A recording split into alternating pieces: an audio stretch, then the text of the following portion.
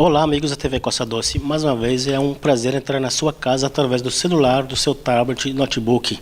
E hoje estamos aqui no CAPS Viver com a doutora Paula. Tudo bem, doutora? Tudo bem.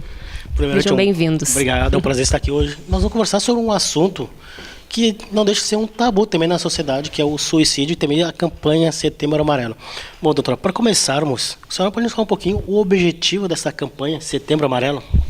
Bom, o Setembro Amarelo, ele é uma campanha mundial, né, da Organização Mundial de Saúde, e aqui no Brasil a gente adere através do Ministério da Saúde com todas as diretrizes da campanha, né, vinculadas às ações do Ministério, e no município de Guaíba não é diferente, né? Por que a campanha do Setembro Amarelo?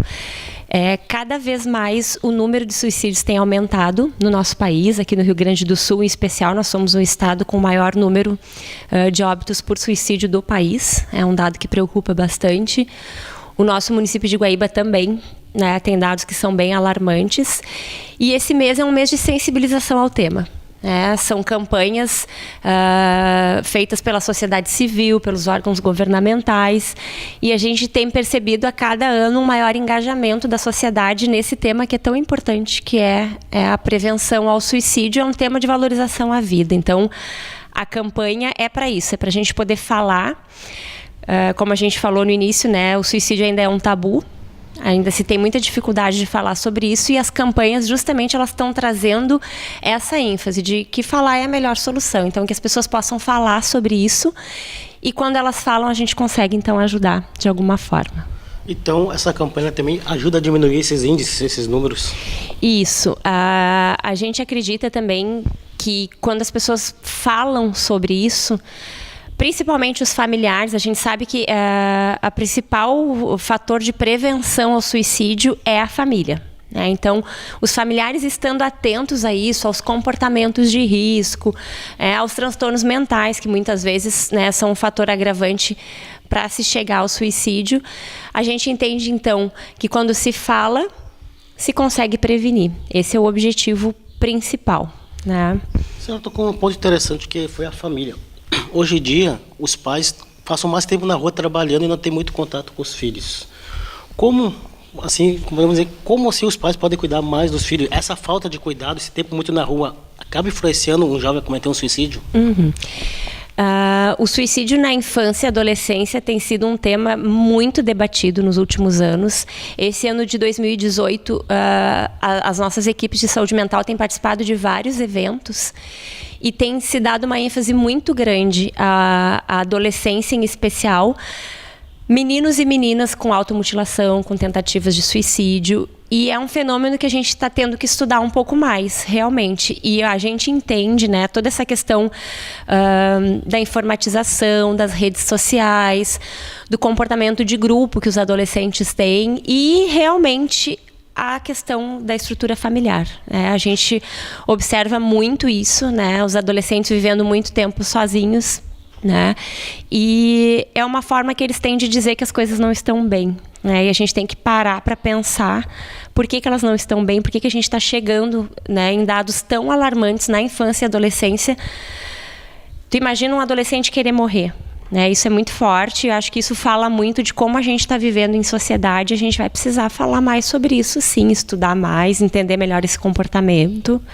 É um desafio para nós profissionais da saúde mental e para a sociedade como um todo. E esses jogos que tem aí, que até ano passado tinha a Baleia Azul e essas séries que eles acabam incentivando um jovem a cometer esse crime, suicídio? Então, esses jogos, a Baleia Azul, agora o Momo, né, que estão falando bastante, sim, eles são jogos de desafio. É importante que os pais estejam atentos a que os filhos estão fazendo na internet, é uma coisa que a gente fala bastante, isso acaba aparecendo muito na escola. A gente tem, enquanto serviço de saúde mental, se aproximado muito da rede de educação do município e do estado para poder compreender esse fenômeno, né, do adoecimento mental desses jovens. E esses jogos, sim, eles são jogos de desafio. Eu convido a todos os pais responsáveis a pesquisarem na internet sobre isso e estarem muito atentos, porque sim, eles influenciam, eles são comportamentos de grupo.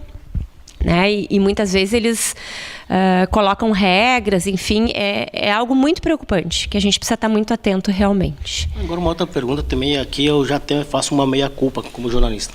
Às vezes a gente acaba noticiando ou postando alguma coisa em busca da audiência, dos curtidas, tudo. Isso incentiva também um jovem que esteja pensando, que tentou com o suicídio, voltar a ter novamente isso? A gente tem também, da Organização Mundial da Saúde e do Ministério da Saúde, uma cartilha que é voltada para a imprensa. E se discute muito isso, né? Mas tem algumas diretrizes para a divulgação do suicídio, né? Tem algumas questões que a gente sabe que é o efeito Werther, e a gente viu isso muito aqui no município, em Guaíba. Quando acontece um suicídio, a gente tem um efeito dominó, que a gente chama. Porque sim, né, quando a gente divulga principalmente assim, imagens, detalhes de como foi feito, quando glamoriza muito o evento, a gente sabe que isso tem um efeito e outras pessoas acabam se espelhando e fazendo, e às vezes buscando até a mesma forma. A imprensa tem um papel fundamental na promoção e prevenção de saúde.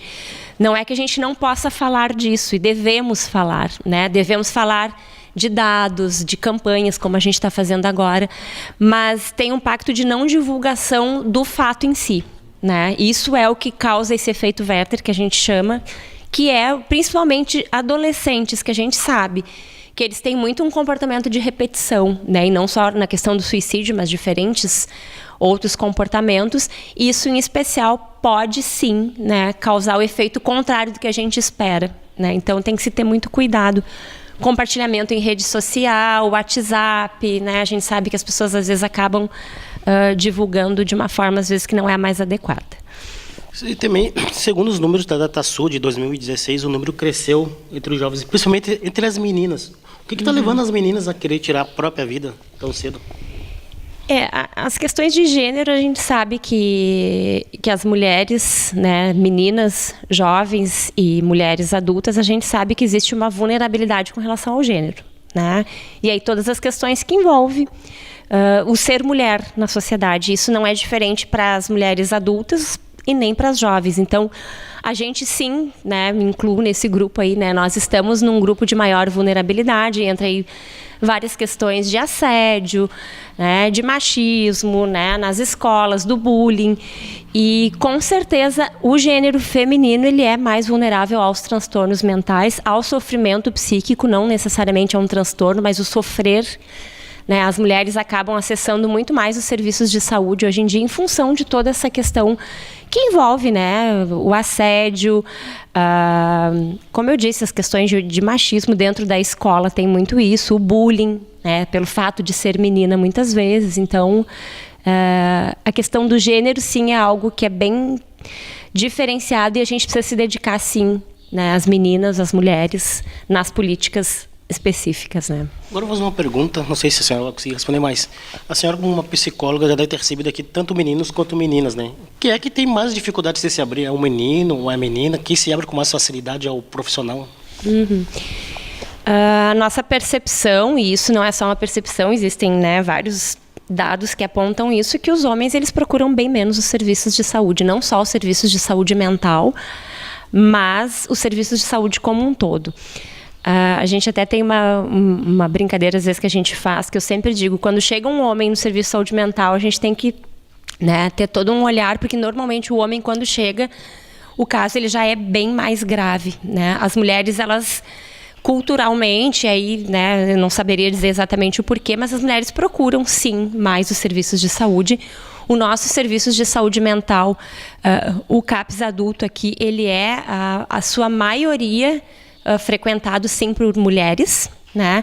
Já o CAPS dele tem uma outra realidade, a maioria são de homens, então tem algumas peculiaridades de gênero também que a gente tem que considerar. Mas sim, as mulheres acessam bem mais os serviços e os homens têm mais dificuldade de chegar quando ainda não tem um agravamento, né, da situação.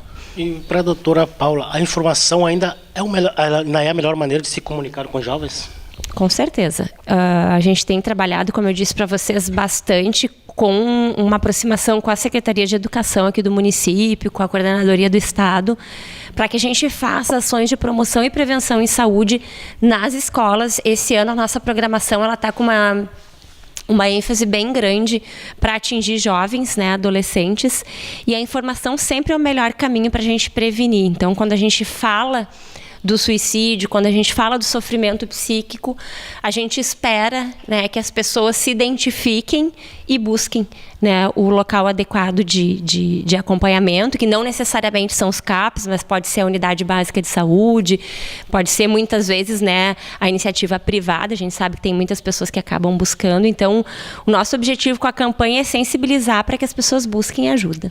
Então, para finalizarmos essa entrevista aqui bem esclarecedora, uma mensagem então para as pessoas daqui da nossa comunidade e principalmente para os jovens, né? A gente sabe que é difícil muitas vezes falar sobre isso, o sofrimento mental, não só o suicídio, mas o sofrimento em si. Ele é cheio de tabus, cheio de medo, de vergonha. Então, a nossa mensagem enquanto equipe de saúde mental aqui no município é que sim, que as pessoas que estão em sofrimento procurem ajuda, procurem a unidade básica próxima da sua casa, procurem seu familiar mais próximo, um amigo. Enfim, qualquer rede de apoio como primeiro contato é importante para a gente poder prevenir um agravamento dos sintomas, né? Os CAPs, eles são os serviços que a gente chama da média complexidade, então eles são para os casos mais graves, quando já existe um adoecimento, mas a gente trabalha o Setembro Amarelo com uma ênfase em promoção e prevenção de saúde, ou seja, para evitar que as pessoas precisem chegar no CAPS, né? Então, falar sempre é a melhor forma, é a melhor solução, é como a gente consegue aliviar esse sofrimento. Bom, então agradecemos tanto a doutora Paula por ter nos recebido hoje aqui e ter essa entrevista tão esclarecedora para nós, né? A gente que agradece. As portas do Serviço de Saúde Mental estão sempre abertas para a comunidade e para vocês quando quiserem vir nos visitar outras vezes. Okay, então, muito obrigado e voltamos a qualquer momento com mais entrevistas e matérias ao vivo. TV Costa Doce, a voz da comunidade.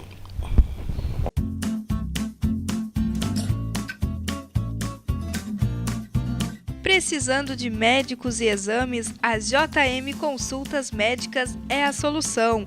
Temos uma clínica nova e ampla com consultas e exames em diversas especialidades. São vários profissionais dedicados a cuidar da saúde da sua família. A JM Consultas fica localizada na Avenida Nestor de Moura Jardim, 1320, sala 201. Agende agora mesmo a sua consulta através do telefone 3491-4108.